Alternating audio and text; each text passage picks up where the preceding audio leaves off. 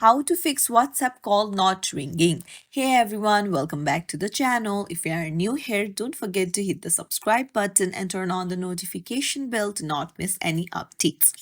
So, there might be some problem in your settings if your WhatsApp call is not ringing. So, let's dive right in, navigate to your settings, and then scroll down, go to notifications. So, uh, you'll need to check if WhatsApp notifications is toggled on to ensure that in-app notifications and sound can be heard. So just search for WhatsApp, tap on it and make sure allow notifications is toggled on. If you want to, you can just tick on lock screen, notification center as well as banners, and then make sure that sounds is toggled on.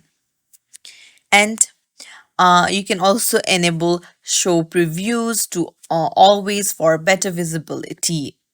And also check that do not disturb mode is not enabled. Just swipe down from the top right and see if any focus mode is turned on. This also silences calls. So I hope this tutorial helps you out. If you found this tutorial helpful, don't forget to like and subscribe to our channel for more tips and tricks. Thank you for watching.